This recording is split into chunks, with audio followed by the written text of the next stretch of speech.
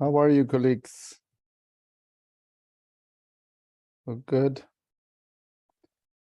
You made it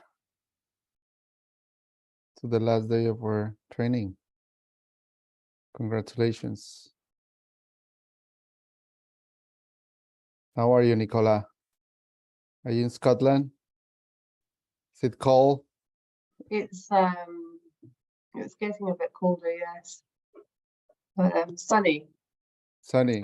Well, sunny with snow dew, so we'll see.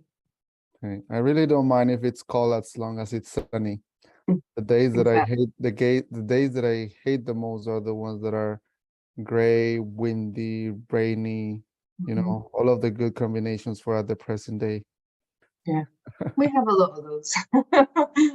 We have a lot of those here as well in Paris, so I feel you. How are you, Margarita? Fine. All Hello. good. What are you Yes, based? Are you based in Mexico? yes, in Guadalajara. So it's Sunny, 2 a.m. here. Yes, very sunny much. day. Actually, normally 12 degrees, 12 to 24. A lot of mariachis and tequila, right? The land of mariachis and the land of tequila And technology. and technology. I heard that part of Mexico is called the Silicon Valley of Mexico, right? Something like that. Yes, that's correct. A lot of tech. Agriculture too. Yeah. Janice, how are you? Oh, good. Yeah, I'm working actually, but yeah, I'm good. I see you're in your office, it seems. Good. Well, welcome everyone. Welcome to the last day of our training program. Hopefully you're finding it useful. Today we're gonna have a more relaxed session. Okay, so we're gonna have still content to cover, but perhaps easier to grasp. We're gonna share with you a lot of statistical information. We will touch upon the bond market development.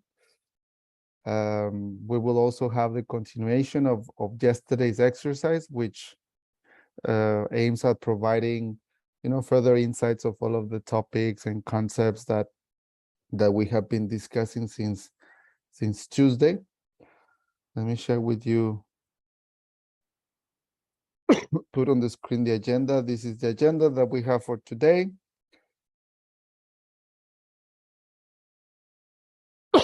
Pardon me. So today we're going to cover module 4, the last module of this agenda, which touches upon the development of the labeled bond market. We're going to be sharing with you some statistical information about this market and its development. We will present information at the global and regional scales. And after that, we will talk about sovereign and sub-sovereign bonds as we advanced to you when we last met. And we're going to share with you some examples about these bonds. And we will also present or illustrate information that shows how this market has evolved. You know, we'll try to illustrate the evolution of sovereign and sub-sovereign bonds. And we're going to finalize with a snapshot of the trends in the label bond market.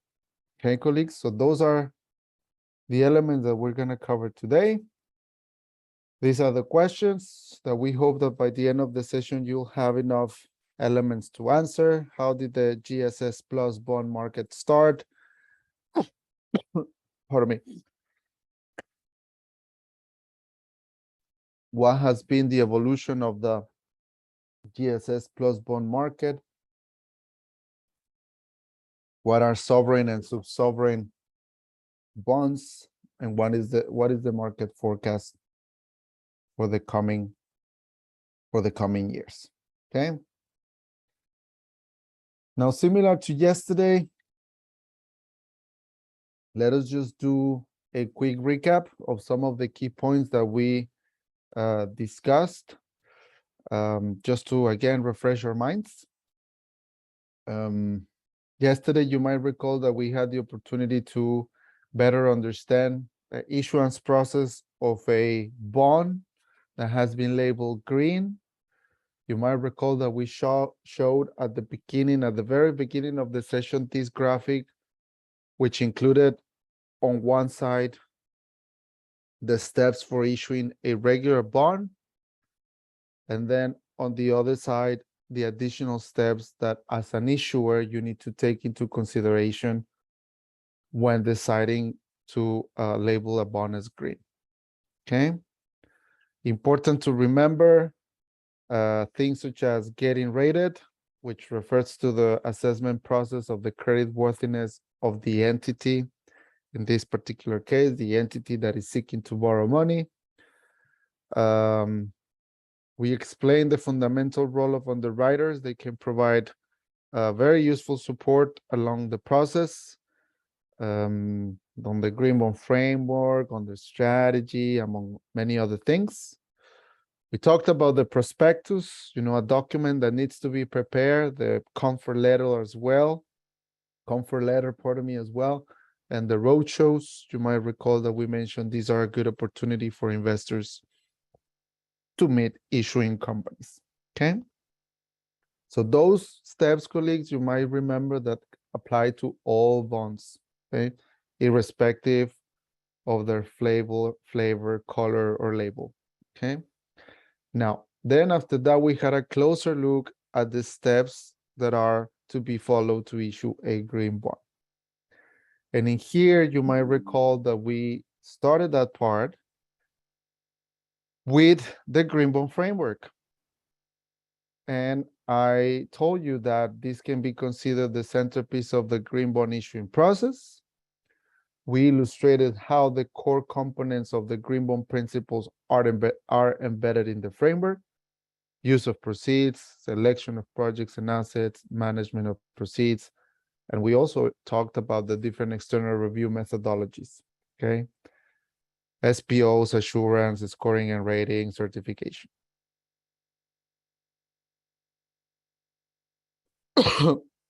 Then, after going through every single section of the green bond framework, we explained the theory of the issuance phase in the process. And here we talked about some of the findings that CBI has compiled in a number of publications. We also alluded to the survey that CBI carried out with treasurers. Again, very useful document should you wish to have a look at it. Short, concise, colorful, with plenty of graphics, so very useful. And then we went quickly through the post-issuance steps, colleagues. Here we talked again about assigning the proceeds to the corresponding accounts. We took this opportunity to talk a little bit more about the reporting activity. And you might recall that one important element that we highlight is that if you are following the SIB Climate Bonds Initiative certification, you need to produce reports on an annual basis throughout the lifetime of the bond.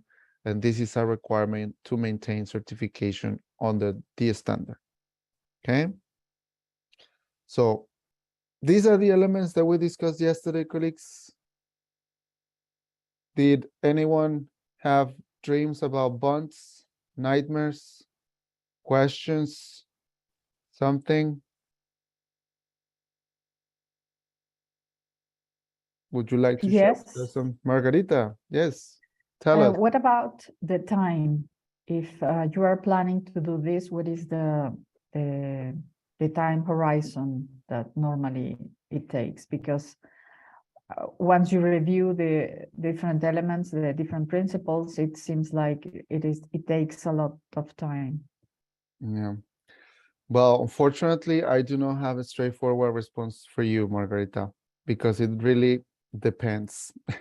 It really depends on, the resources that you have, the familiarity that you have with these processes.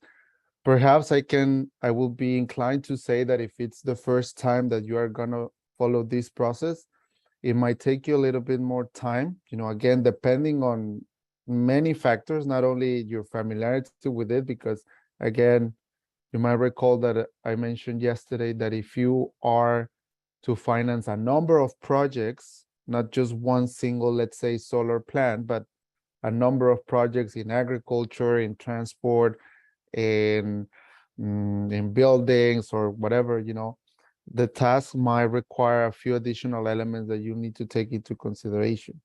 Again, your familiarity with the process can help to speed up things. It really also depends on the activities within your entity.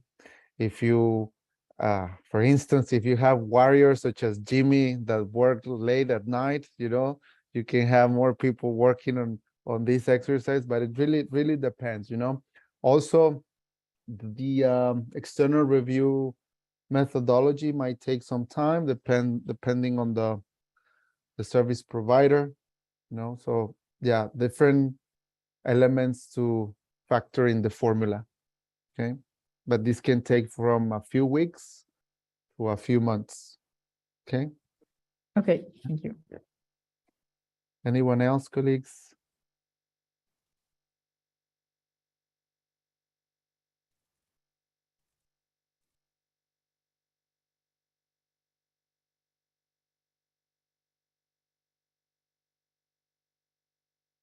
Okay. Well, Cedric, it seems that we're doing a wonderful job. Let us start then, colleagues.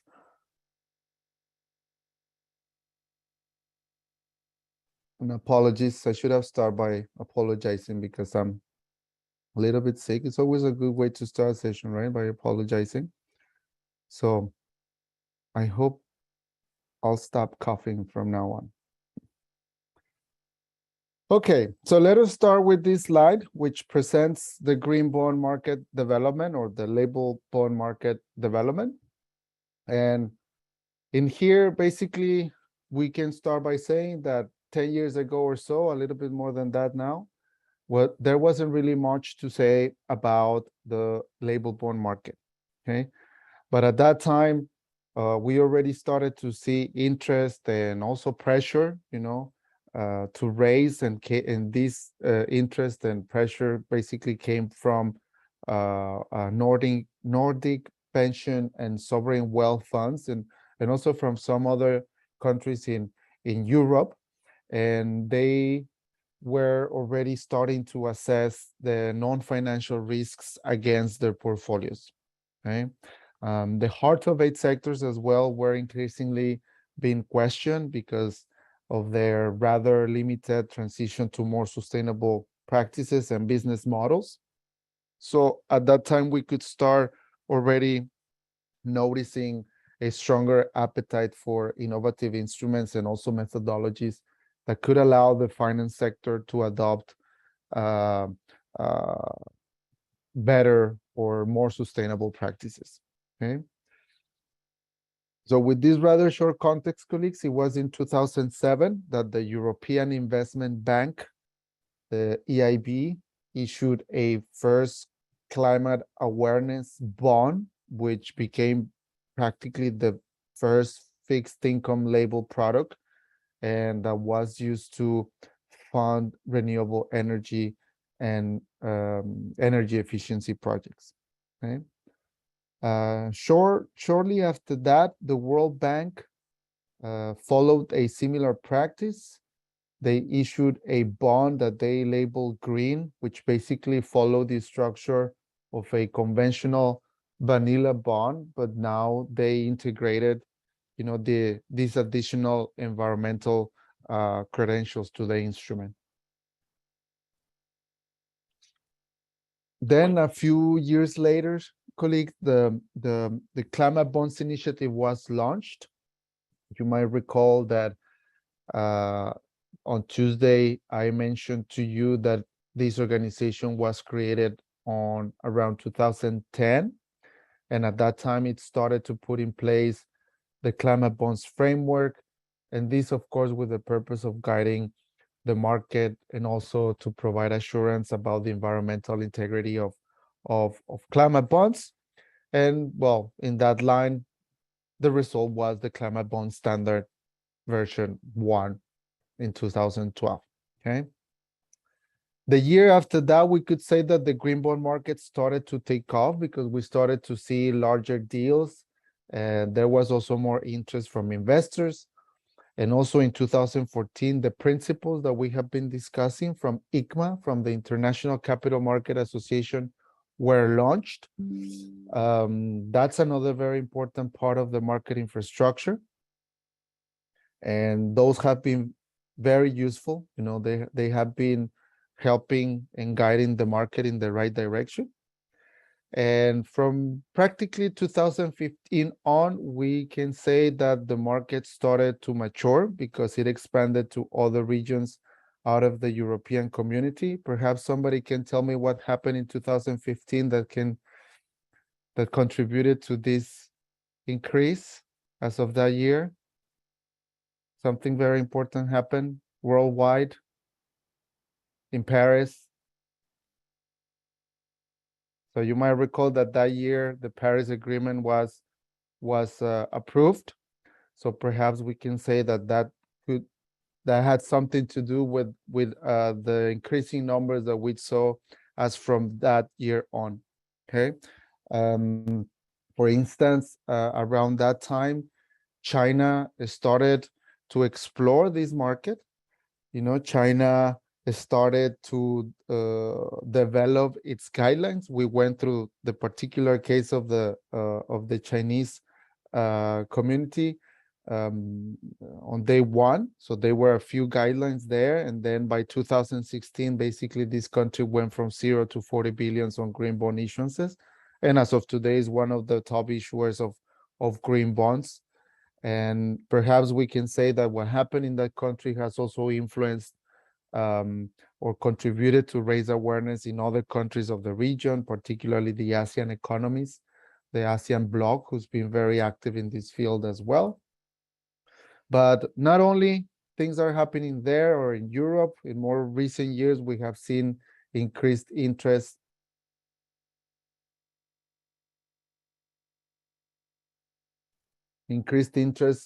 from many other countries and many other regions, not only on the possibility of issuing this type of instruments, but also on the possibility of developing, you know, taxonomies that can help or guide these processes. We can name a few: Argentina, Brazil, Australia. They are discussing about local taxonomies. Colombia has recently launched its national taxonomy, the first one in the Americas, if I recall correctly.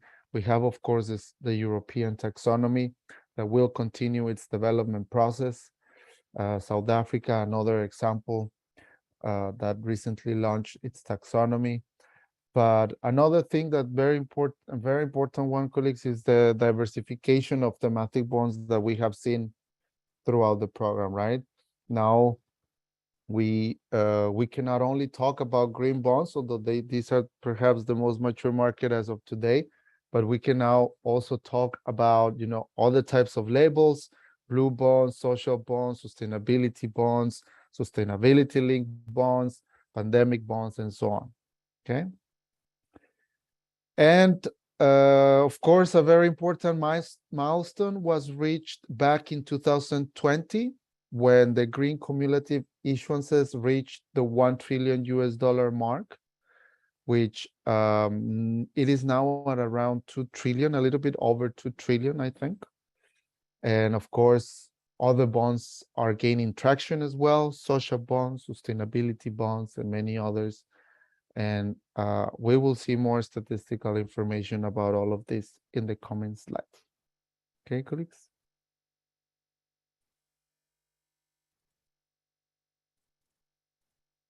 So,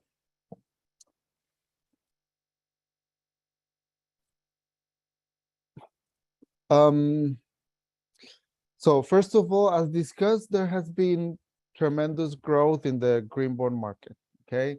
And this over the last years, and this is in part due to the fact that perhaps benefits are becoming more apparent to both investors and issuers. This market, the green bond market, went from a bit under $50 billion in 2015 to over 2 trillion US dollars in cumulative issuances in the last years.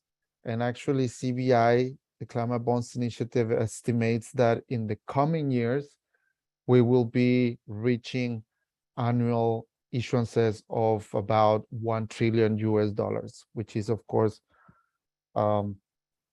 moving into the right direction. As of today, there are more than 2,000 issuers coming from more than 80 countries and around 10,000 issuances. So very impressive numbers. This is a fast growing space. And of course, we are very pleased to see that more and more sovereign states and entities are seeing the value of issuing under not only the green label, but any other label as well. And we're going to be talking about sovereign bonds at a later stage in the presentation, okay?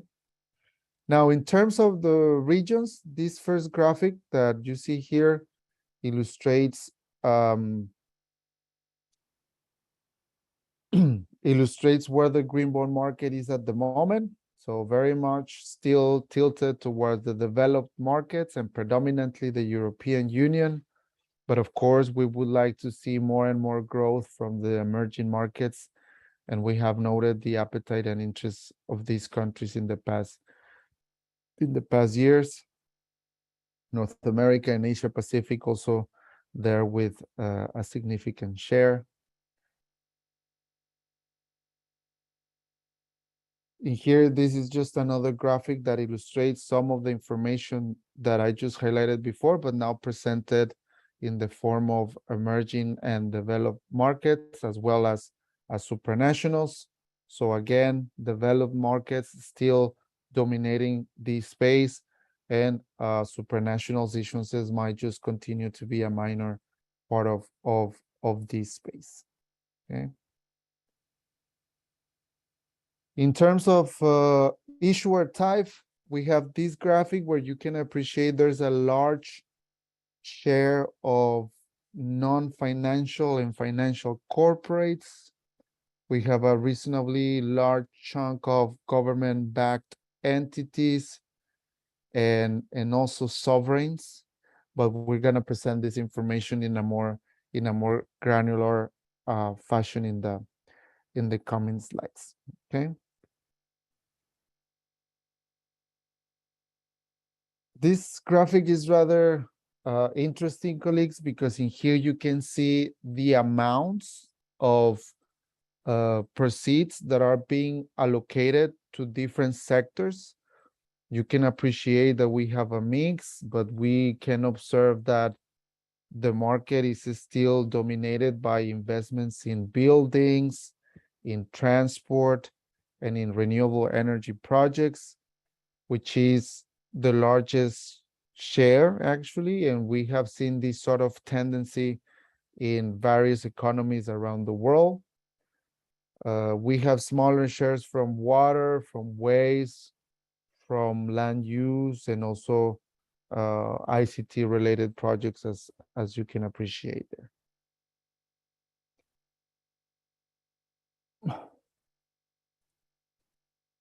Now, regarding social bonds, we have included also a number of graphics as well.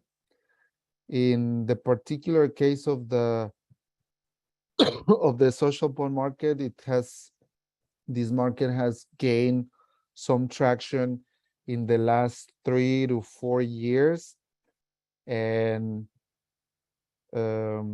perhaps this was motivated by all of the efforts that were made during, something that happened in 2020, a little thing that was circulating all over the world and that put the world upside down. So the pandemic perhaps contributed to this increase in the issuances of social bonds. You can see here that Europe has been leading in terms of amount issued, but we have also some supranational issuances as well.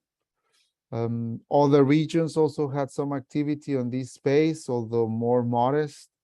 North America, Asia Pacific, and also some modest issuances in Latin America.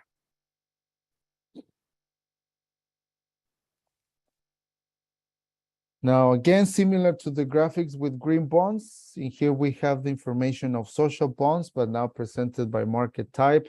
Evidently, developed markets still leading here, but perhaps something that we can highlight from here is the significant jump from 2019 to 2020.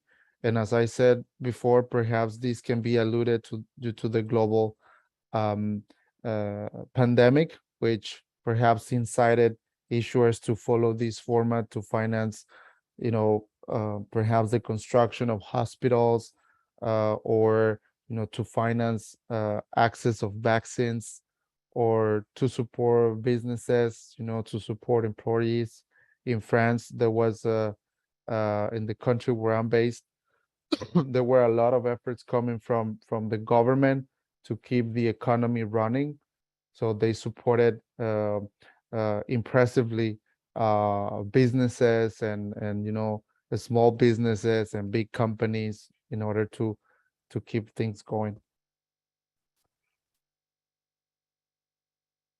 By issuer type, colleagues, government-backed entities leading the way.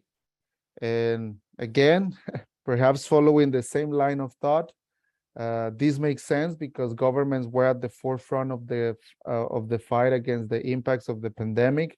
But you can also see there that other issuers have had a say in this market, financial corporation, local governments as well, and some others. Okay.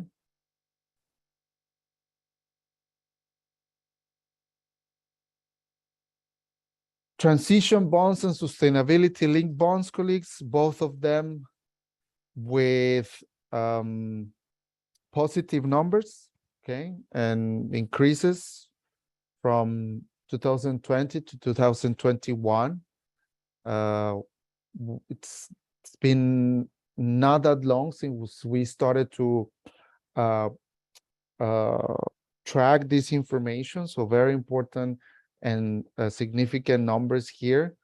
From these graphics, again, we can appreciate the incredible jump of SLB, sustainability linked bonds, from 2020 to 2021, when issuances went from around 11 billion US dollars to almost 120 billion US dollars, which represents a significant increase.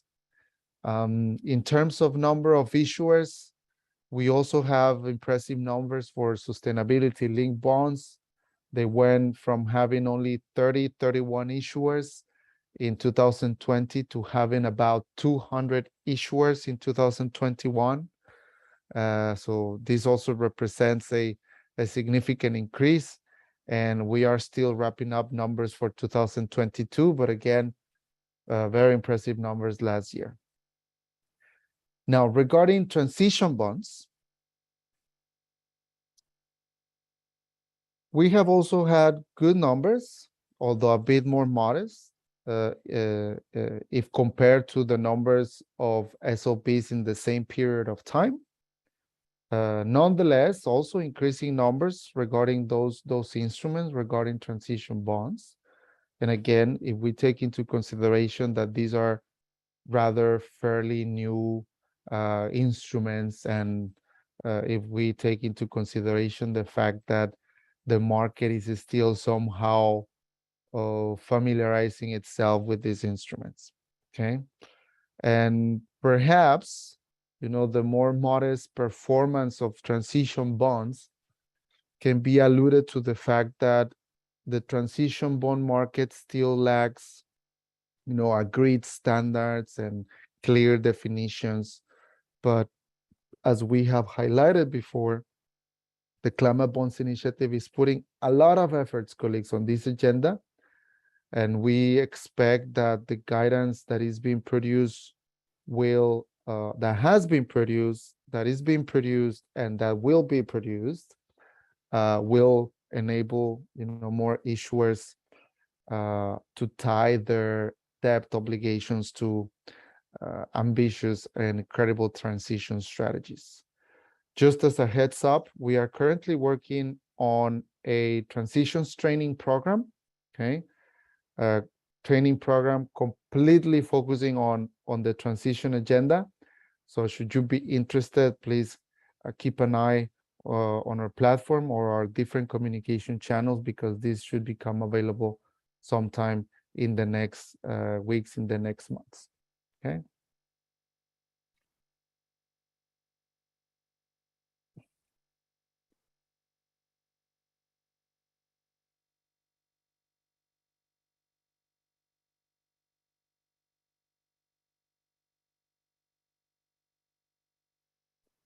Okay, colleagues. Now, this last slide from this block, just to wrap up this block, I would like to bring your attention to the existence of the Climate Bonds Initiative database. Okay, and this is a quite relevant tool because, well, for a few reasons. Okay, first of all, this is the only data. CBI is the only data provider on label bonds that assesses the use of proceeds of each individual bond against a taxonomy, okay? Other data providers only rely on the procedural guidelines of the IGMA's green bond principles, okay, for instance. As of today, for green bonds, the data is screened to ensure that these type of bonds, green bonds, are aligned with the Climate Bonds Initiative taxonomy, okay? And for social bonds, colleagues, as social taxonomies do not yet fully or reliably exist, okay? The data that we have on social bonds is only collected without any additional filtering, okay? For other type of bonds, CBI is currently building a new segment, particularly for sustainability-linked bonds and for transition bonds. Although we have been tracking these for since 2021, if I recall correctly, okay? But in that line, CBI is currently looking to develop a methodology to screen these deals, okay? Another very important thing about this database, colleagues, is the fact that it aims at, screening instruments to create and maintain a list of aligned, therefore credible label bonds. And these lists are actually made available to our partners who use them, for instance, to make investment decisions when it comes to label bond instruments, okay? So should you wish to have more information about this methodology, this database, colleagues, you can find it in our platform. You can find a detailed description of this methodology there. We're going to be, perhaps Megan has already shared with you the links in the chat box. If not, we'll do that soon. So you can find there very useful and pertinent documents, okay? Now, the last point that I want to highlight is, should you wish to have access, colleagues, to the sort of high-level statistical information that I illustrated in the past graphics, we have an interactive section in our platform, which is called the Interactive Data Platform. And you can find there this statistical information and other information. It's actually a very entertaining part of our platform. You can play with things there. It's a very colorful part of our website. You can filter the information, if I recall correctly, by region, by country. So if you are particularly interested in more specific information of a specific region or jurisdiction, please visit that part of our website. Okay. I'll stop here, colleagues. Any questions? One question, perhaps. Earlier, green bond indices were mentioned. Are these social bonds and other labeled bonds also part of those MSCI green bond indices, for example? Where did we mention that, Jurgen? Just to In earlier, refresh my I know mind. that's more a question if social bonds or other labeled bonds are part of the green bond indices. For example, MSCI green bond index. Do you know that? Cedric, do you have anything on that? Social bonds would not be part of it. Sustainability bonds, I guess we would have to check what are the rules for inclusion, whether those that have a significant part of green assets would be included. We can check that for you. In the particular case of our database, Jurgen, but when it comes to the different labels, for instance, green are fully screened as I share with you. Okay, you have the methodology that explains how those are screened, and if they comply with those requirements, then they are put in our database. Okay, then for social bonds, we only collect the information, but we do not carry any filtering because we simply do not have a social taxonomy. For sustainability bonds, we can only assess the green part of that instrument. Okay. And in that sense, those will be included under the sustainability label. However, the part that will be assessed will only be the green part of it. Okay.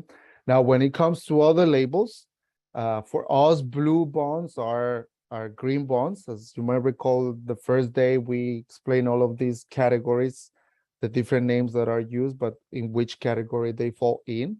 So blue bonds, for instance, will be part of the green bond database. Now, when pandemic bonds will be also part of the social database, but these will not carry any additional filtering. When it comes to transition and sustainability linked bonds, we are currently working on that. Why? Because we can say that transition bonds are basically an extension of the green bond market, right? So the same rules apply. Transition bonds will focus on, the hard to abate sectors, and CBI is now creating criteria to embed in our taxonomy to be able to assess those sectors. As of today, we have cement, steel, chemicals, hydrogen, and there are many others in the pipeline. Okay, so that will allow us to screen those instruments. Sustainability linked bond instruments are a bit more complex, but actually the new standard, the version 4 of the Climate Bonds Initiative standard, will allow us also to certify sustainability linked bonds and entities, non-financial entities as well. Okay. So I'm just checking the MSCI rules. A bond would be eligible if 90% of its proceeds is going to 7 categories that they have identified. So these categories are all like green. They're like energy and pollution prevention and so on. So a sustainability bond that would have less than 90% of green proceeds would be excluded. Okay. So hopefully that can provide some guidance. Yeah. Jurgen. Anybody else, colleagues? Perhaps the last question from my side again. Do you Please think go ahead. do you think that the growth in social bonds will be sustainable going forward? Because you mentioned it's related to the pandemic. Do you think that is Well, here to stay? We have seen, rather stable numbers on social bonds. I think that they are here to stay because, the pandemic was perhaps just the push, to incite more issuances on that format. but there are plenty of other social issues that we need to face, right? And that we need to overcome. And perhaps particularly these instruments will have or be stronger in emerging and developing economies. You know, there are plenty of projects that can be funded through these instruments, healthcare, education, you know, sanitation, so you name it, affordable housing as well, you know. So we think that this will definitely continue, and well, we keep on tracking this information, and numbers will tell us in due time.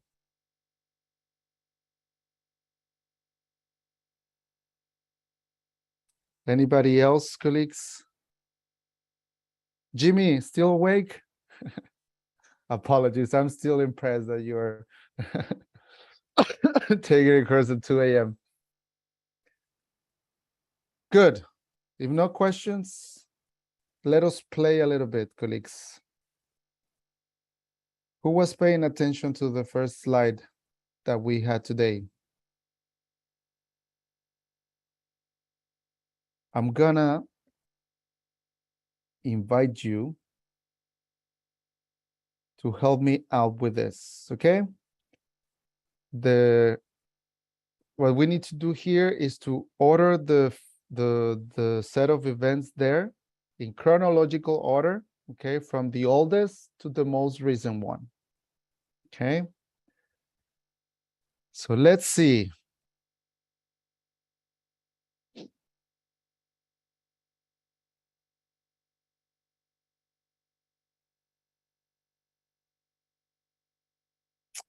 Jaspred, you are the lucky one. Are you there? I am, yeah. I'm dropping my son, but I'm here, don't worry. What would you say was the first thing from this list? Good question. I would say the World Bank issuing was quite Yeah. an old, well, the first of them, so EIB and World Bank. Fantastic. That's correct. Thank you very much, Jaspred. Angeline, are you there? Yes, I'm here. What would you say came after?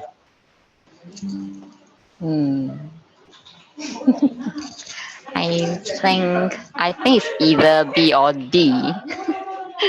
You're in between B or D, right?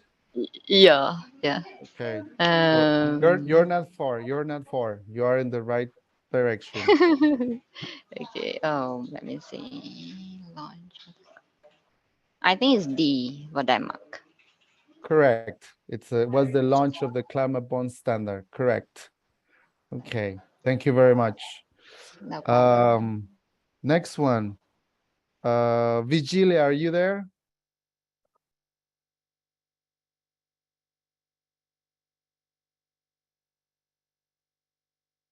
Can you hear us, Vigilia? She's engaged right now. Okay. So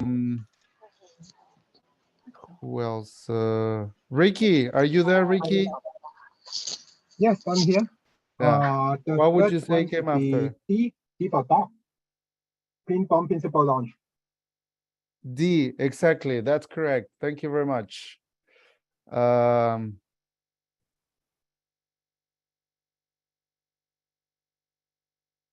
Who else? E1, are you there, E1?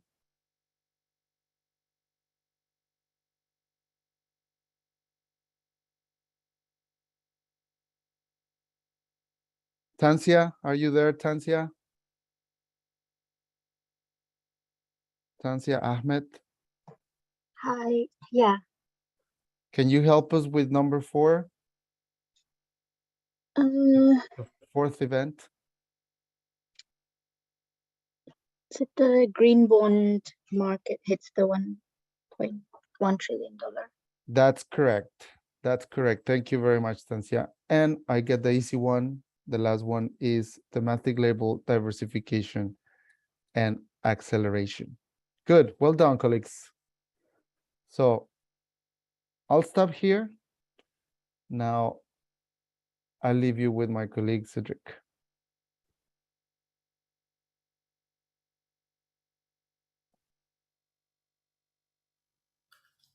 Thank you very much, Abraham. So the next section is about a spotlight on the issuance by sovereign issuers of use of proceed bonds. Why do we make this spotlight? Well, it's because the issuance by sovereign is quite important. In many markets, this is a strong signal that the government and the higher authorities are endorsing thematic bonds as a way to finance investment in the country. It is also usually an issuance that is of very significant size in that market, so it is a very strong signal. We have seen some of the record issuance in terms of size by sovereign issuers. It is also an issuance that very often involves a very large number of different projects. So it is involving various different sectors, various different technologies, and so on. Whereas an issuance by corporations tends to be rather targeted at a smaller number of projects. But apart from that, the sovereign issuance does follow the process that we have already described to you. So it starts with the engagement of the different stakeholders within the government.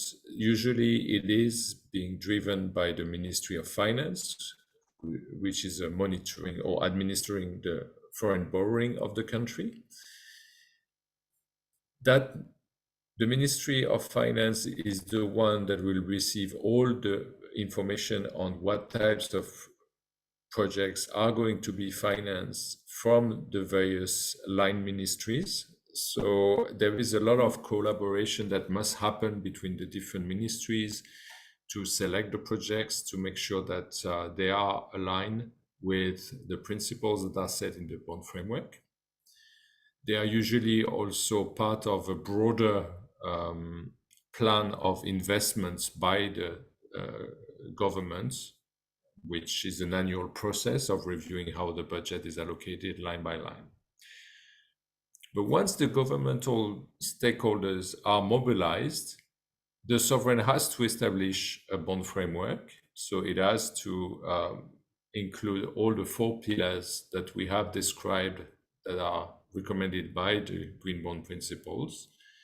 So it must explain the list of categories to which those projects are belonging, what will be the process for the selection of those projects, how the money is going to be allocated, and also there will need to be some reporting every year on how the green bond proceeds will be allocated to the various projects. So this green bond framework gives the general line of the types of projects that will be included. Once this is chosen, it is necessary to identify all the different budget lines that belong to each category, and then make a list of the pipeline of projects that will be included in that financing. Following that is the independent review, which we have already explained to you, is done by a third party, can be a second party opinion, can be a certification, can be an assurance, can be a credit scoring, can be a scoring or a rating, similar to a credit rating. And then the process follows its natural course. The bond issuance is presented to the various investors through a roadshow, and then eventually the bond gets priced.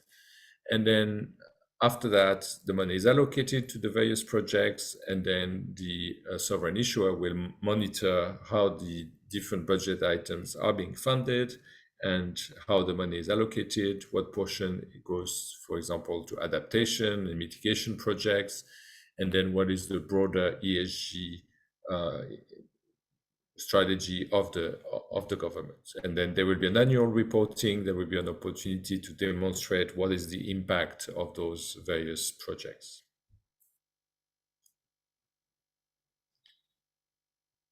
Next slide, please. So what are the benefits for a sovereign issuer to go through all that effort of raising a use of proceed bond? Well, usually a sovereign issuer is doing that to finance infrastructure projects that are in line with its national contribution to meeting the goals of the Paris Agreement. As you know, each country in the world has committed to a nationally determined contribution that is reviewed regularly to see how the country can move towards net zero contribution by 2050 or sometimes 2060 or sometimes some other dates. So that financing is part of that effort, and it's very much part of the broader ESG strategy at the national level. So it's one of the tools of how the sovereign is going to achieve that. Another very important benefit is that through that financing, the sovereign issuer is able to attract new types of investors. And we hear it from various issuers that have gone through that exercise, that indeed, because they are coming to market with a green bond or even a sustainability bond, they have access to new types of investors who care about this type of instruments. I mentioned the case of Indonesia that typically finds that when it comes to market with the green sukuk, which it has a program for issuance, it attracts 30% more investors than its normal sukuk program. And we hear from other issuers as well. Now, because those borrowings are relatively long dated, sometimes 5 years, 10 years, even longer, and the proceeds are going to specific projects. So again, mostly infrastructure, but not only. One of the benefits for a sovereign is also that it provides some certainty about those investments and sometimes of policy certainty that this will happen. It also helps to create some collaboration between the different ministries. And for example, through different settings, I've been involved in working with some members of a government and with all the ministries in the same room where they discuss what types of projects should be included in their pipeline. And we find that some ministries don't know what other ministries are doing. And there's no process for collaborating among each other on sometimes projects that clearly have a multi-dimension aspect and that involve environmental risk as well as social and other types of risks. So that's because there is a convergence of interest to make those proceeds green. That's a way of creating some form of collaboration between these different initiatives. Now, there's an external benefit as well, is that when a sovereign issuer goes to market with a green bond or a sustainability bond, it tends to draw a lot of attention from the international media, from the investors. There's a lot of press articles on it. It's an opportunity to review what the sovereign issuer is doing at the environmental, social, and transitions aspect of things. So it is an opportunity to create some form of publicity around that issuance. Now, one additional benefit also is to achieve a lower cost of financing. That's not always the case, but we have found, and we will be discussing that a bit further as well. Now, this issuance by a sovereign also has an impact on its market. One reason why a sovereign may do such issuance is to kickstart a domestic market of thematic bonds. So by setting an example and demonstrating that this can be done at the sovereign level, and therefore large corporations should do the same, and then creating some form of liquidity or scale in the market to make it attractive to foreign investors that are investing in these types of securities to come into the country and put capital to work. It is also a way of signaling to the other market stakeholders that this is something to take seriously, as we presented to you earlier in this training, there's a number of stakeholders that are involved in that process, including development financial institutions, verifiers, and others. It is also a way to diversify the bond market by creating a new segment where investors not only care about return, but also about non-financial returns or impacts. And that is a benefit to the country also. Next slide, please. So here are some examples of sovereign green bonds that have been issued. So as you can see from this long list, one of the first one was from Poland in 2016. And it has issued several times after that. A more recent one of very significant size, where, for example, the French green bonds for $44 billion and the UK green bonds or the German green bonds in excess of $20 billion US. We've seen obviously a lot very large countries that have very active bond issuance programs participate, but we have also seen smaller ones like Fiji, Seychelles, Lithuania, Serbia, so there is a lot of diversity from the developed market as well as the emerging economies.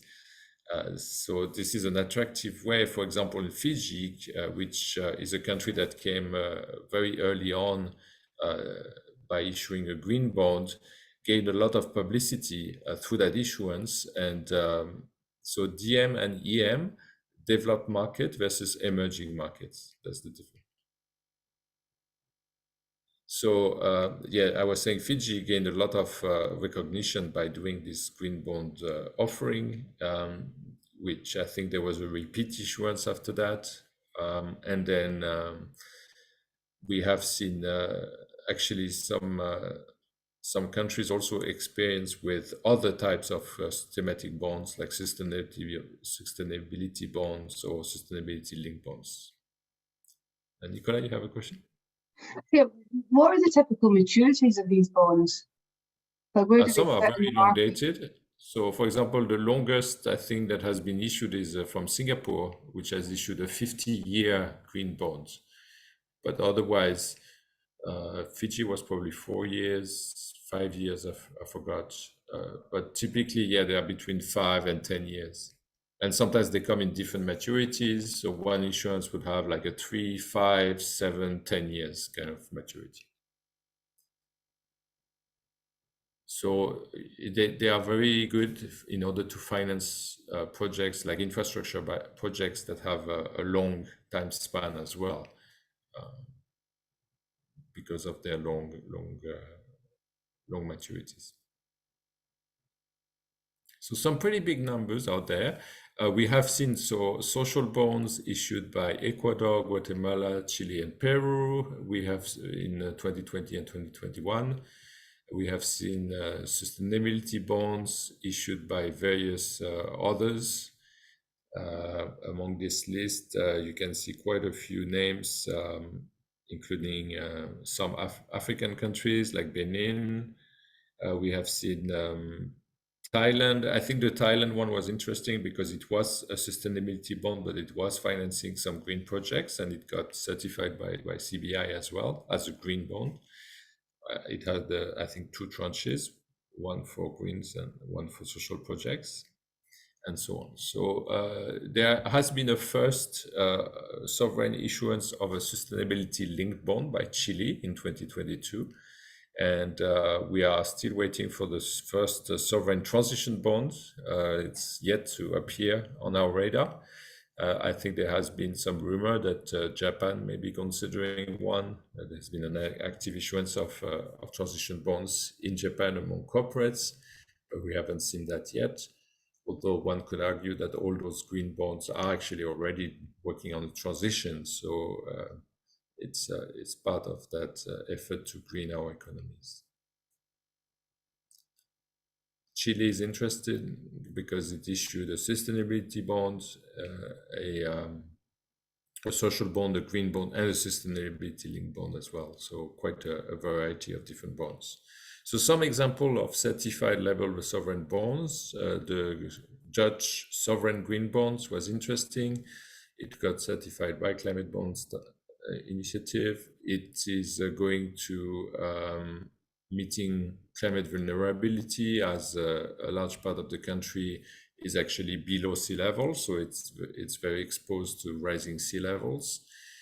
It was allocating 29% of its proceeds for adaptation through a fund called Delta Fund that is going to actually invest in projects that will try to offset the effects of these rising sea levels. So, for example, some storm surge barriers and other types of water management systems in order to make sure that the country is protected.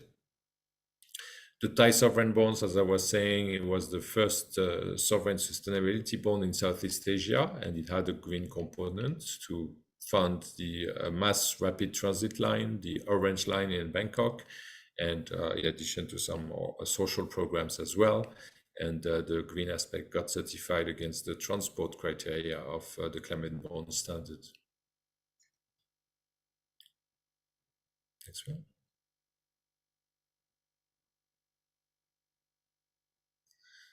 The Chilean sovereign sustainability linked bond is an interesting one because it is the first in the SLB market. It is linked to the greenhouse gas emission targets that the country has committed to in terms of its nationally determined contributions.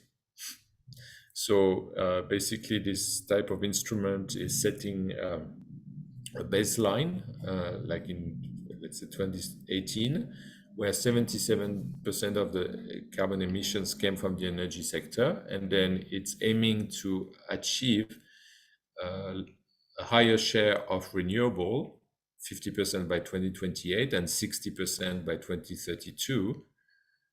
And if it does so, then there will be an adjustment of the interest rate that it pays on its bonds. So Chile is demonstrating some leadership here by issuing different types of thematic bonds and linking through the SLB to its greenhouse gas emission targets, an interesting development. Now, you have the sovereign level, but just below that, you have the sub-sovereign level, or the public agency issuers that are issuers of green bonds. Also, they are issuers of bond in general to finance projects that are linked to local or regional infrastructure, depending on the country. So this could be subnational governments or state agencies or state-owned investment vehicles or companies, depending on which country we're talking about. And so we have, as of January 2022, we have counted more than $80 billion US dollars of issuance by sub-sovereign issuers, which represents more than 500 different types of issuances.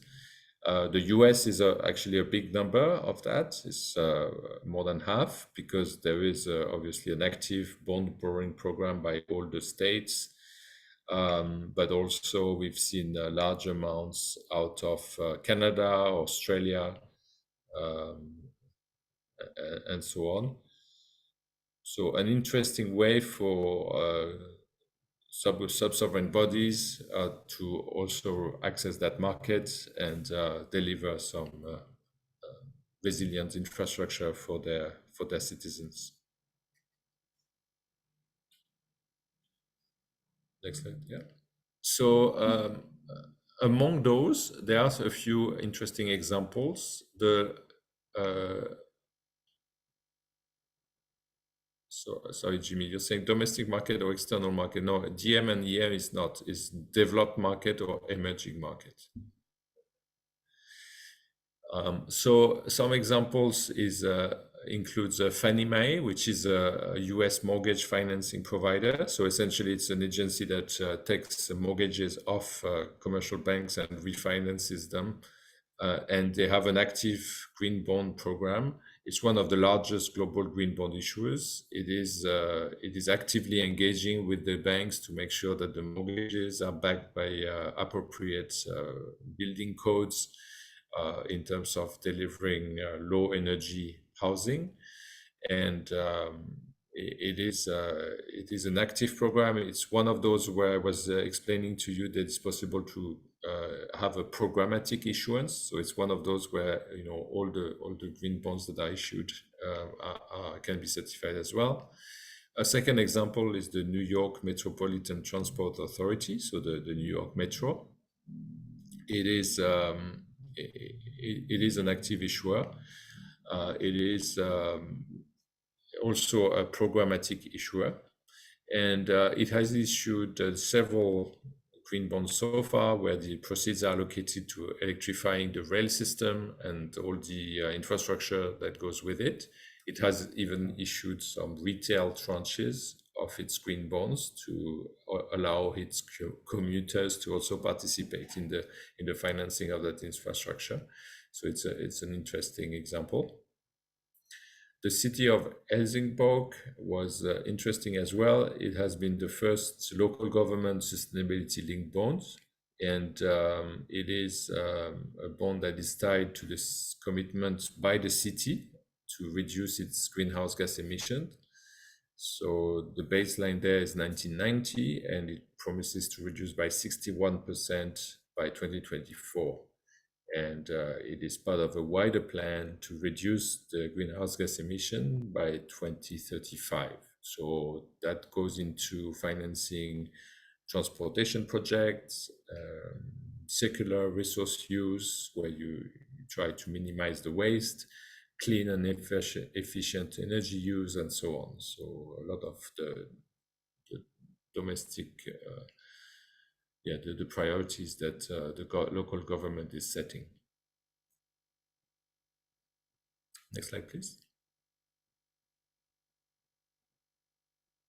So in terms of the growth of this market, as Abraham was explaining to you, we've seen a very rapid growth since 2015. 2021 was when we reached $1 trillion of green bonds issued, and that's according to CBI's definition. So that excludes some of the green bonds that have been labeled green, but that for us would not meet the right standards.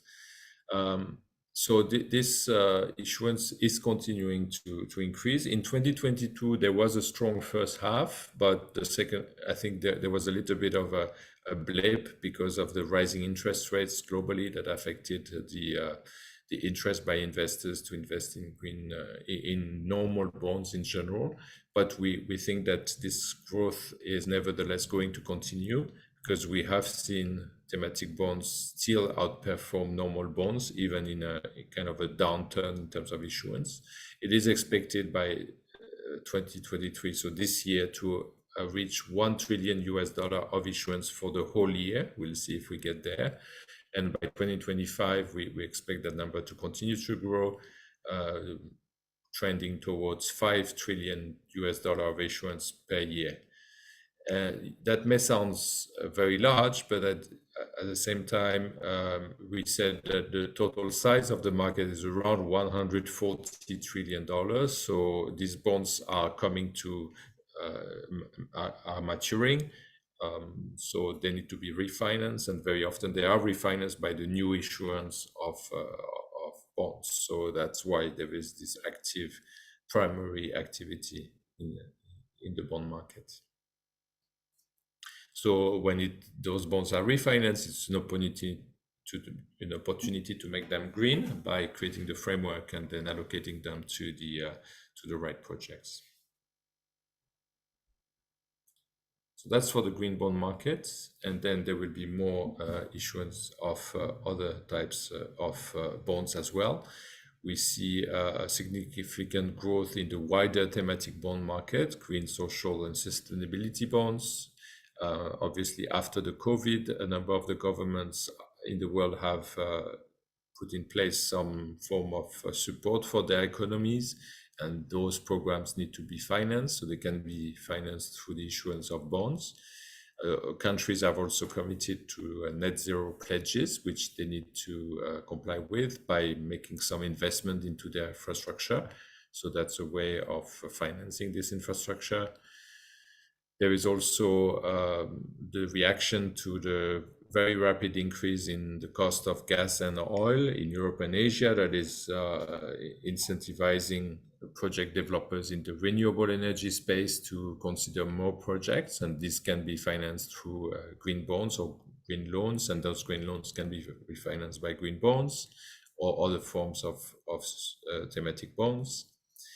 There is an active or a strong growth in the regional market in Asia Pacific, with a lot of different actors, including governments, that will continue to accelerate, we think. China is a big driver, but not only. We see also a strong growth in Southeast Asia that has been lacking or trending a little bit less than the other regions.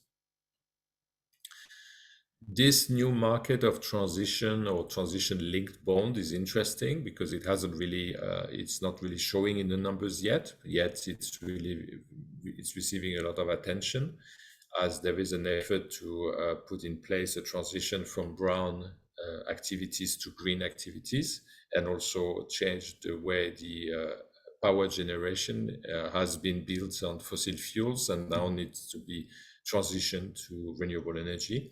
So there will be some further developments for the emitting sectors, heavy emitting sectors like basic chemicals, cement, steel, given that now there is a criteria for those sectors in the climate bond standard. So we expect those sectors to participate also. And we are also going to open a new chapter, which we will probably speak about a little bit later, to open the certification to transition investments. And that will be an interesting way of supporting that market also. There is also a strong support by central banks as they have made those bonds eligible for their asset purchase program, giving a strong signal to the market that these were important securities. So in particular, for example, the European Central Bank has been an active buyer of these types of securities. And also we expect some increased focus on sustainable debt that is focusing on other social aspects like gender equity and other aspect of social programs in order to build some kind of social resilience to the economy. So a lot of drivers coming from various parts of our ecosystem that we believe will support these growing market trends that we are already witnessing. Next slide.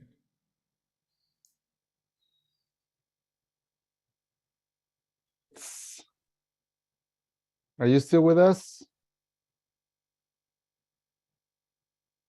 How are the energy levels? I don't know, there was a few questions that I missed, or you were able to pick them up?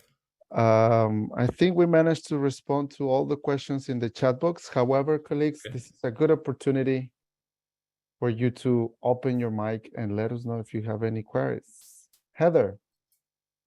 Hiya. So I'm aware that with sustainability-linked bonds, these need to be monitored over time, using different monitoring techniques. But with use of proceeds bonds, like green bonds, is there other ways of being monitored as well as the use of proceeds? So I know you monitor the use of proceeds to ensure that the money is being allocated correctly, but is there any other monitoring going on at the same time to ensure that it's like developing correctly? So one kind of reporting that the issuer must do is on the impacts that are being achieved by the projects. So that's another aspect of how the monitoring can happen. So there are different levels of monitoring. Like you said, there is how the proceeds are allocated. So until we see 100% allocation, it's interesting to monitor that indeed the money is going to the right places, then sometimes there are some revisions to the green bond framework because the issuer wants to include more categories. And then indeed, if you have a sustainability linked format, then the KPIs are much more explicit. They are data driven. So each year there will be an assessment of whether this KPI has been met. So that's another way of monitoring that progress. Okay, thank you. And also, we expect those issuers not to just do this issuance once. We expect them to come back to market, and when they do so, then it's an opportunity also to update investors on how they are progressing with the previous issuances, what has worked, what has not worked. So now those parameters become part of the discussion, and that's what's making this market quite interesting, because it's really driving a new kind of engagement between investors and borrowers.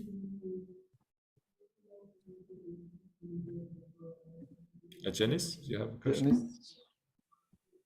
I just wanted to ask, right, we know that for SLB, there's a penalty in the form of higher coupon rates, right? The issuers have to pay if they don't meet their target. But like, what happens for use of proceeds? Basically an issuer nothing happens, right? If let's say he doesn't use the money for the green project that was stated, that the issuer said they would. So just to make sure that we reiterate what we said. So a use of proceeds bonds means that the issuer must allocate to what is included in the framework. If they don't do that, it is considered market practice that the issuer must return the money to investors. Otherwise, it would be going against the common market practice. Now, if you have a sustainability linked bond, indeed, you have some KPIs. If the issuer does not meet these KPIs, then there would be a step up very often in the interest rate that the issuer is paying. So if they don't meet their target, then they pay up in terms of higher interest rates. But actually, in the SLB context, it's not a use of proceeds instrument. It can be used for anything, and it is replaced by the KPIs. So that's how the market has organized itself. So in real life, has any issuer had to return money after? Yes. That issued a use of proceeds bond has that company had to return money? Oh, okay. So there was an example in Mexico where there was the launch of a green bond to finance a new airport with some low energy buildings. It was voted by a government that was then put out of office through a vote, through the elections. And the new government decided to cancel this project of a new airport. So then the green bonds that had been issued had no use. So what happened is that there was a tender offer that was launched to buy back those bonds from investors and essentially return the capital to investors, because the money could not be used for other green purposes. So that's an example, for example, how this could happen. The investors made a loss, did they? Like maybe they buy at the issuance at this price, and then when they bought it back after the. Well, during the time they held those bonds, they were the proceeds were held on a cash account until allocation. The investors could sell at any time if they were unhappy with the issuer, but they were made whole through that tendering process. And in addition, Janice, if I can add something to complement what Cedric said, if you go for certification and your bond is certified, at the pre-issuance stage, and for some reason you do not comply with the requirements at post-issuance, one example of those being using the proceeds for something else other than what you explicitly mentioned in your green bond framework, your certification is removed. Okay. So that's also another thing that can happen. This market is based on trust. It's based these elements that we have shared with you. It's practically just to keep the integrity of the market. an issuer, you know, incurs in bad practices, then the market will penalize that issuer, of course, in different forms or shapes. Okay. Joho. Yes, thank you, Abraham. Thank you also, Cedric. In your presentation, Cedric, you don't mention that Benin already issued successfully a social bond, let's say 2021. I did mention it. We don't heard about you. I mentioned it in the list of countries that issued a sustainability bond. Okay, but I indeed, see. S21 Benin is there. Yeah, Yeah, it indeed, is there. indeed, Jiho, the example is there.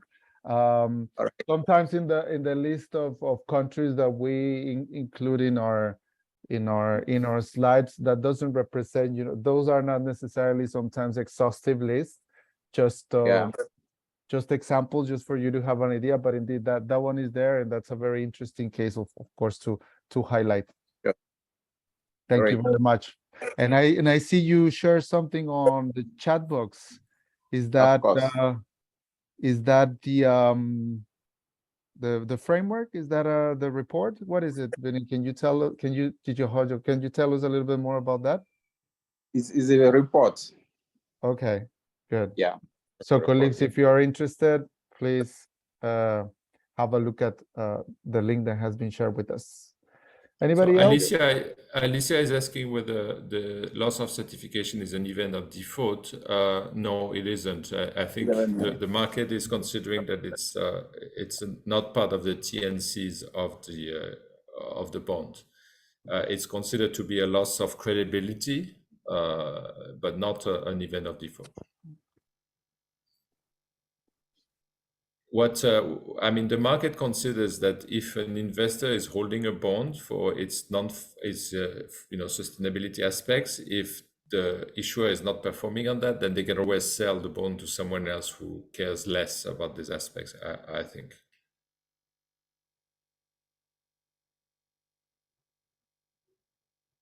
Anybody else? Because don't forget, this is a voluntary framework. The Green Bond Principles by ICMA makes it voluntary to make it a little bit more flexible. So that's the the story or the history of that.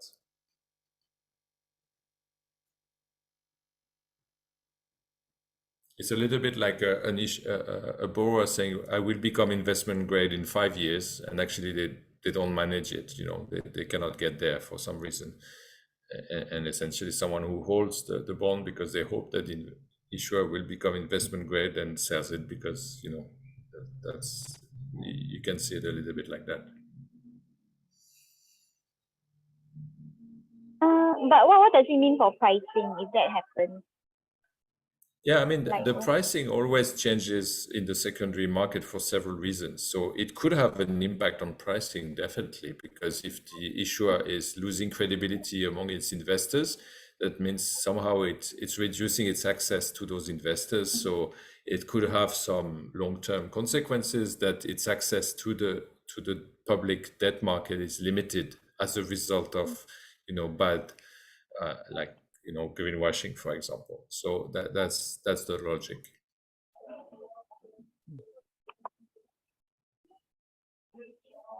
Good. Anybody else, colleagues? Another question? Sorry. Yes, but Dennis? the coupon rate of the coupon, I mean, it's not SLB lah, it's a use of proceed bond. The coupon rate doesn't change, right? The coupon rate coupon is set. The okay. coupon is set, but then the price of a bond fluctuates as the interest rates in the market change or the credit spread of that issuer changes. So you can buy a bond today at 100 face value with a coupon of 5%. In 6 months' time, the price may drop from 100 to 95, but the coupon is still the same at 5%. But it's the, you know, the credit spread that has widened. Yeah, so I'm just wondering though, because then it means that like the issuer it's not as if like he has to pay a higher cost of financing, right? If let's say the It proceeds are does used. because if in 6 months' time its bond price has dropped to 95, that means that instead of a 5% coupon, if it wants to issue 6 months later at that price, it will have to pay up. Instead of a 5% coupon, this may be a 6% coupon now because of that price differential. Okay. So that's how the market fluctuates.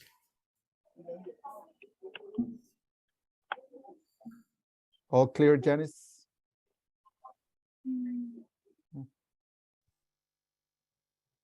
Good. Anybody else, colleagues?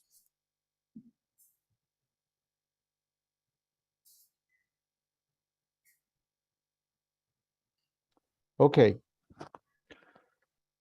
So then let us move on to the exercise, colleagues. We have come to the conclusion of the theoretical part of this session. We have covered all slides that we had to cover.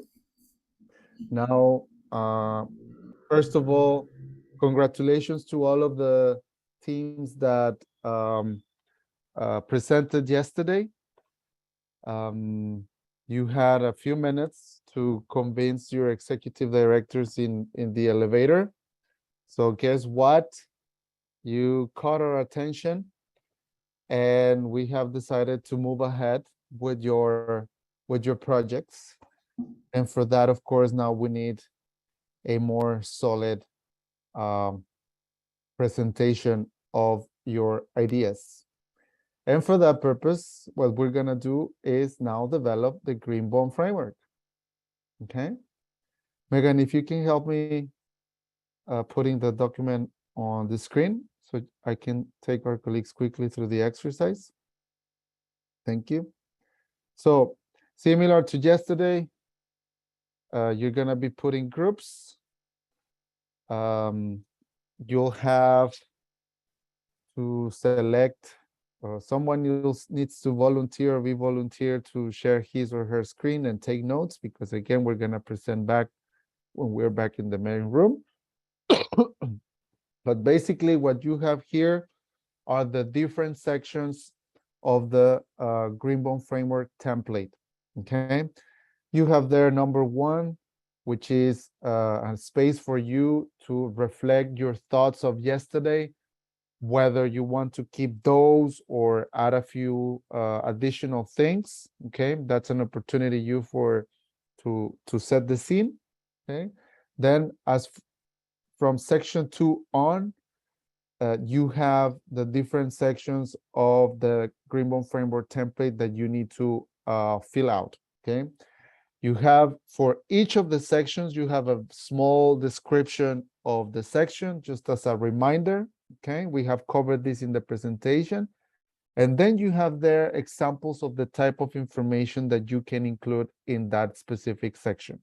Okay, if you go to 2.1, the introduction or the overview section, you might recall that this is an opportunity for the issuer to shine, basically. So you have there, for instance, example of elements that you can address in that section: identity of the issuing entity, the country of issuance, objective for issuing this debt instrument in that format, something about the sustainability goals and the strategy of the issuer, alignment to regulations, international accords, the SDGs, and so on and so forth. Okay. After that, we have the use of proceeds section, similar approach, description, and examples of things that you can incorporate in that section. Then you have the selection of projects and assets, and 2.3. Then you have in 2.4 the management of proceeds. 2.5 reporting. What are your intentions in terms of reporting? And the last section refers to the external review methodology that you'll be using. Okay. So you must have this document already somewhere in your inbox. I believe it has been shared with you by now. So similar practice as yesterday, similar dynamics. So we'll have about 40 minutes for you to work on the exercise. So it's 10:30 on my side. Yeah, about 40 minutes for you to work as a group on the exercise. Then we'll allocate 3 to 4 minutes for each group to present back to in the main room. Okay, colleagues? I believe that's it, right, Megan? Yeah, and just if you can put your cameras on in your groups, it's always nice to see your fellow groups' faces when you're doing the work. So I've opened the room. If you haven't been assigned, you should also be able to choose the room yourself. So let me know if you're having any difficulties. If not, see you soon.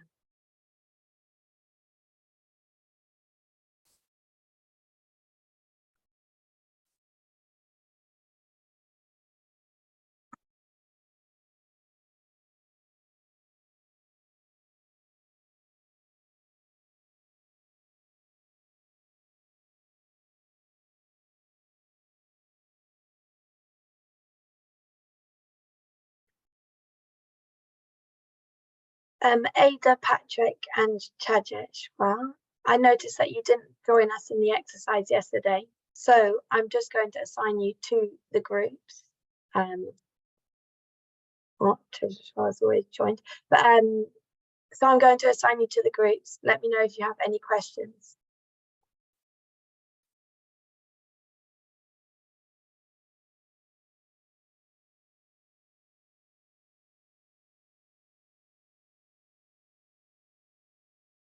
You should also have the group notes in your emails, so that might help you if you're not sure what your group did.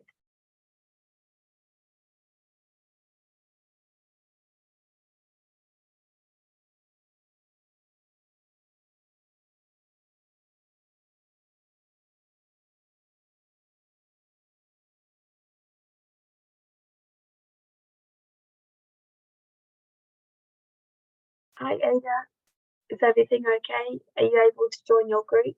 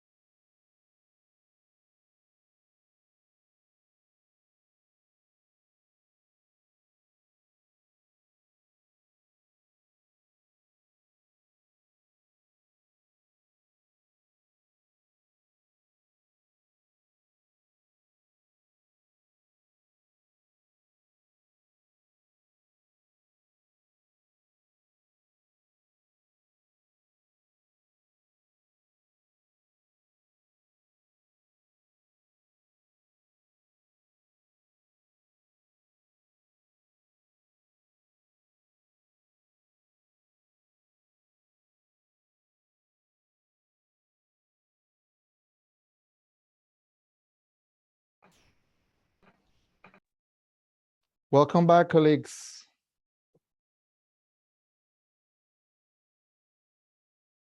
All good?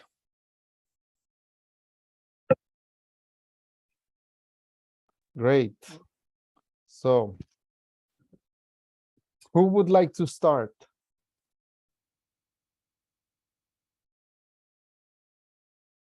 Or Megan, while they make a decision, perhaps we can take the picture now. Sure. Group selfie time, everyone. I haven't got a selfie stick, but I have got the print screen function.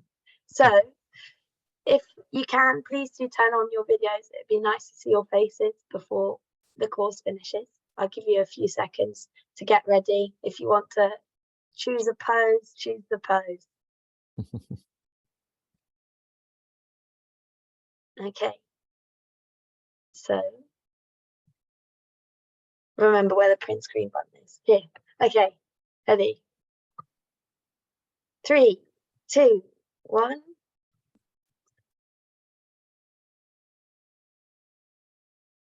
Very nice. You look lovely. And then we'll do another one because there are 2 screens of people. Okay. So 3, 2, 1. Cheese. Lovely. That was a lovely group photo. Thank you very much, everyone. And if you haven't already sent your group notes to me, please do send them. And it'd be great to look at them after the course. And I'm sure that your course mates will also enjoy looking over it in the future. Okay, thank you very much, Megan. So colleagues, to start, I think yesterday we started with Nicola. Now let's start with the last group that presented yesterday. So that was Jeremy's. Right? All right, yep, I'm still typing away. If we can make this in about 3.5 minutes, Jeremy, that'll be fantastic. Sure. All right. So just to recap on the overview we went through yesterday with local government municipality. Would you be able to share with us your screen, Jeremy? Perhaps to facilitate. Yeah. That makes life easier. Mm-hmm.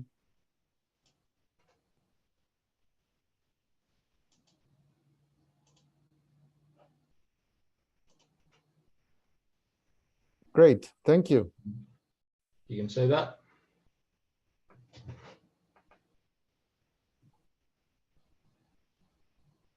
Can everyone see that? Yeah. Yes, yes, we can. Okay, cool. Yes, so a local government municipality in Germany, and we're looking to promote green development and decarbonisation of the local public sector by investing in renewable energy. And we're looking to align with the central objectives of the federal government because we fall into line with them as a local government, and to attract a diversified investor base and to really maximise our investor base. We're looking to align to the CBI and the Green Bond principles, and we'll be using the EU taxonomy. We had a lot of projects listed yesterday. They've been culled by our selection committee. So it'll be funding solar panels on government buildings and increasing and maintaining green spaces.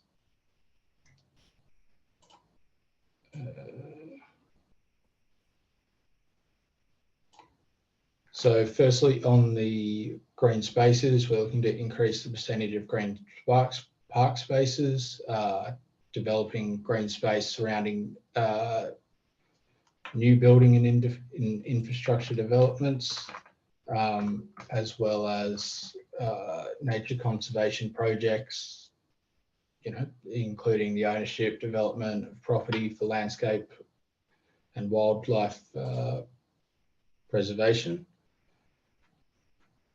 And for solar panels, we're looking to upgrade all government buildings with solar panels, increasing energy efficiency,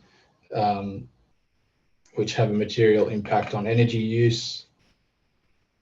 The solar, I'll admit I didn't write this part, the solar photovoltaic and concentrated solar power facilities operating at life cycle emissions lower than 100 grams of CO2 per kilowatt, declining to 0 grams by 2050.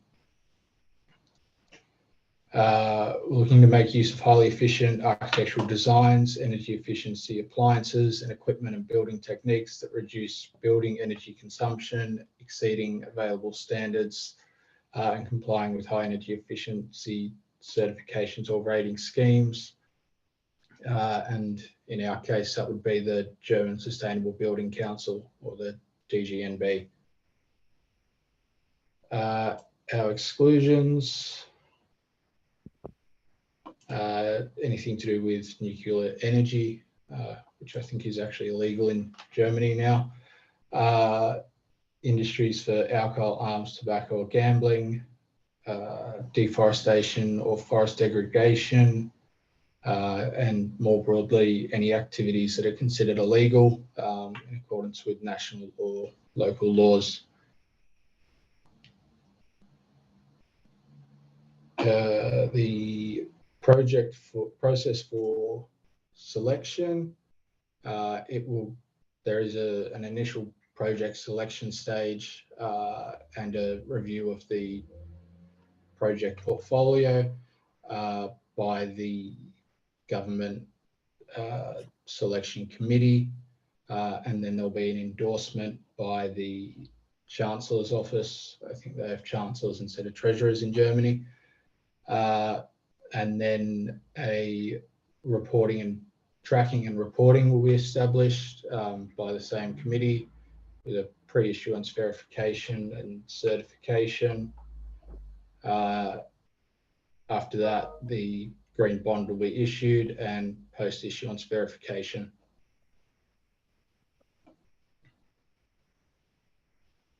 For the management of proceeds, the government will complete the process when selecting and evaluating financing within the green bond asset categories. It qualifies assets to be included in the sustainable bond asset portfolio.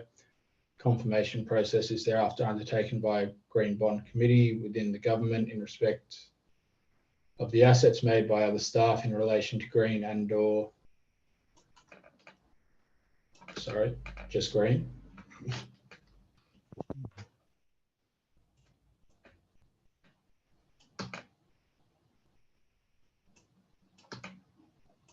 And it'll be reviewed on a semi-annual basis.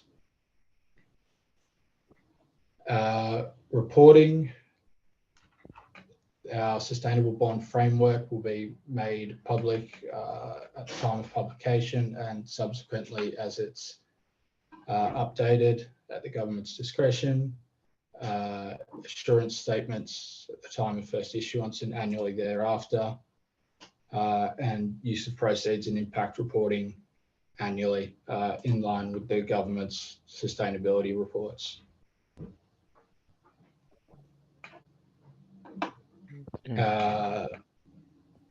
Sorry, and just finally, I know this is going on a bit, guys, sorry. We'll obtain pre-issuance verification as well as a post-annual verification. Thank you very much, Jeremy. Thank you very much. Well done. Okay. I'll provide my comments. We'll provide our comments at the end of the presentations. Okay, colleagues? If we can move on to the next group with Patrick's on the agribusiness.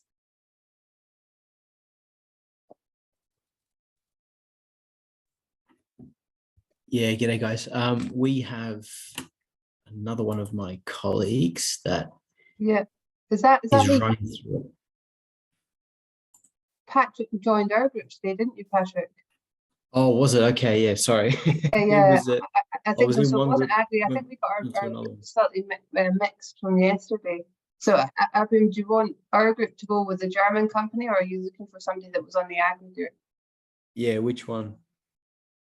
As you would like to move ahead. Patrick, would you like to start and then we move on to Nicola's team? Yeah, okay, definitely. My other colleague in my group is running through that. That's Apurva. Yeah, I will share the screen for you. Thank you very much, Apurva. Could you stop sharing your screen? I think you might still be sharing your screen. I don't know if that's Patrick's screen. Yeah, no, Jeremy, sorry, not Patrick, Jeremy. Yeah, all good.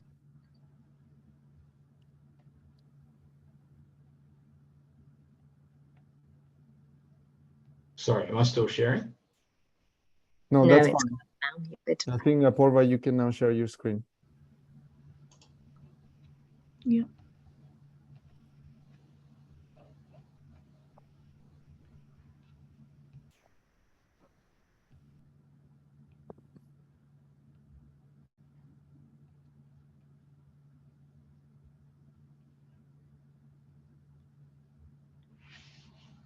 I think you can see it now. Yes, we can see it now.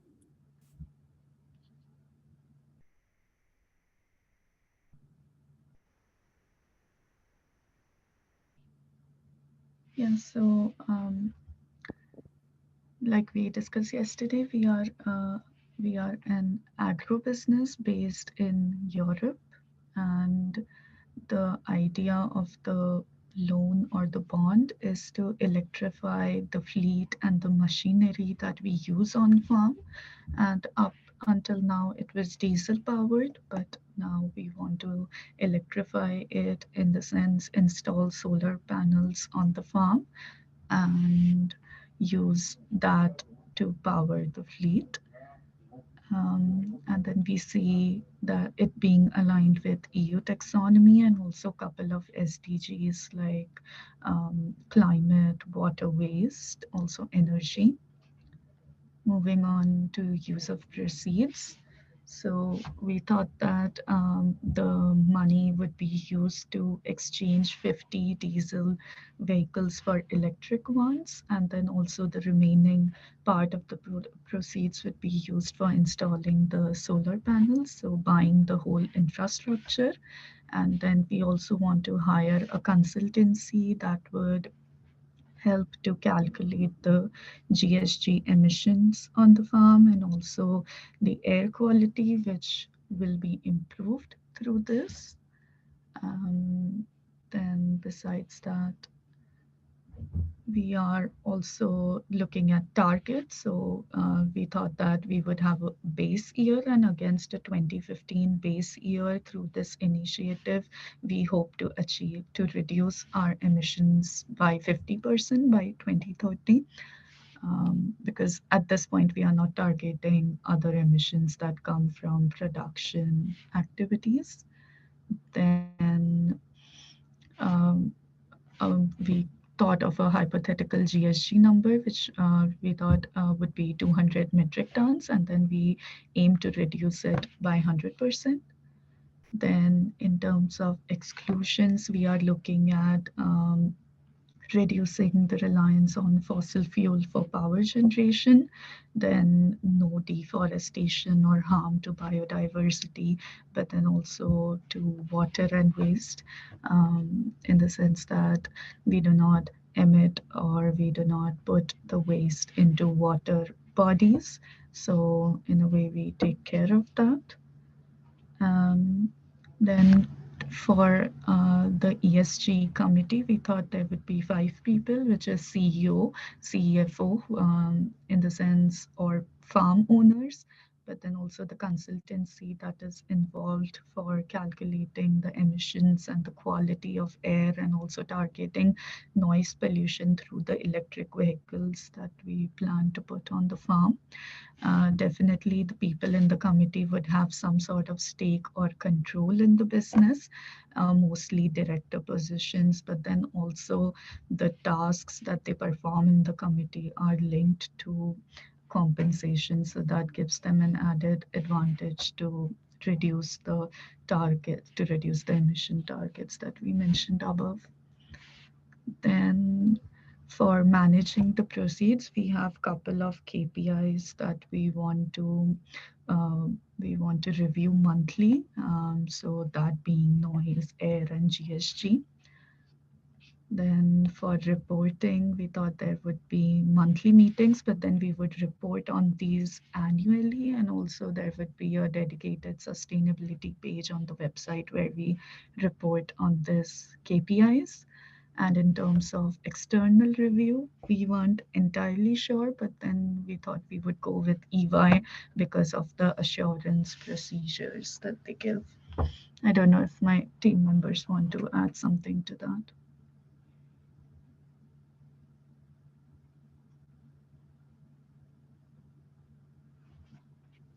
Anyone?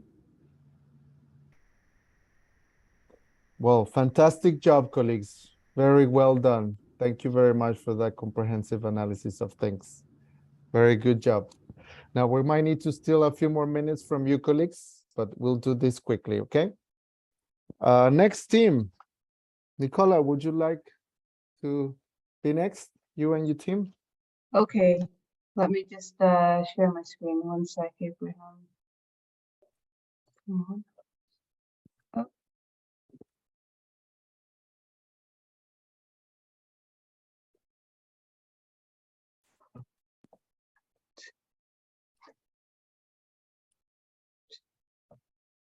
Okay.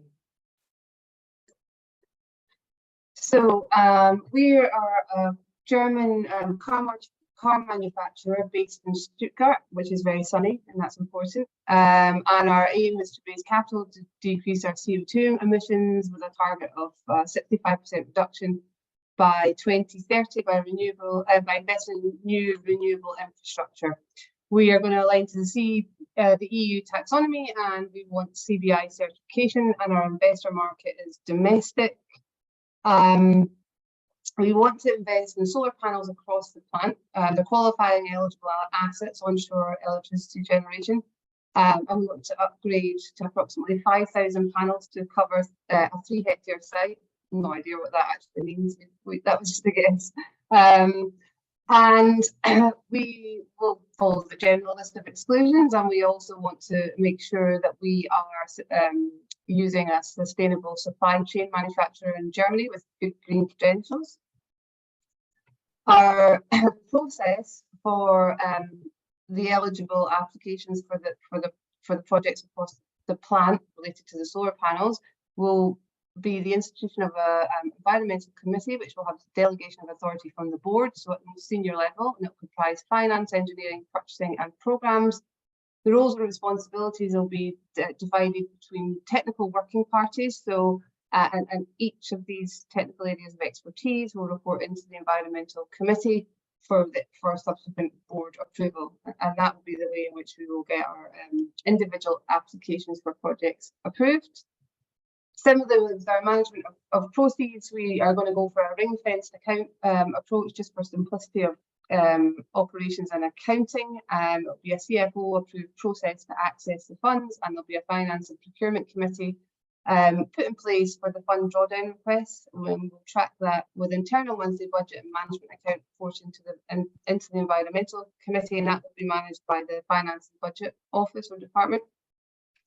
And then our external reporting, so we'll have an annual report which will detail our accounts and our project roadmap, highlight what to complete in flight and as planned, our impact on our CO2 targets as we progress, and then any other realised benefits for the company, revenue, cost, or employee that these projects have attracted, and then any other local benefits for our suppliers and their credentials, economy, or social with using that domestic supply chain. And that was the whistle-stop tour. We didn't get to the last question. Great. Thank you very much, Nicola. Well done. Very good job, colleagues.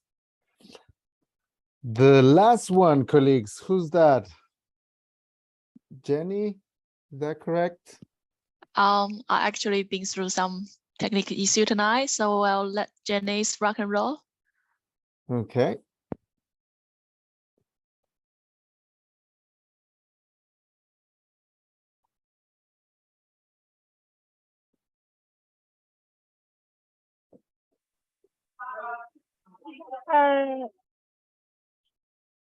Wait, help you.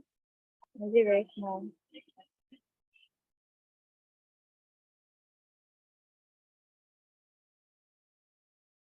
Yeah, so we are real estate developer in Hong Kong. Its objective is to develop green buildings, sustainability goals to reduce energy and water consumption of the building, and ideally it should align with SDG, Paris Agreement of below 2 degrees increase in global warming. Then the local green building code in Hong Kong is Green Plus, and also for climate bond criteria for the real estate sector. Targeted investors, your institutions, pension funds, high net worth individuals. The use of proceeds, the assets will be for the green office buildings. Yeah, that are energy efficient and water efficient.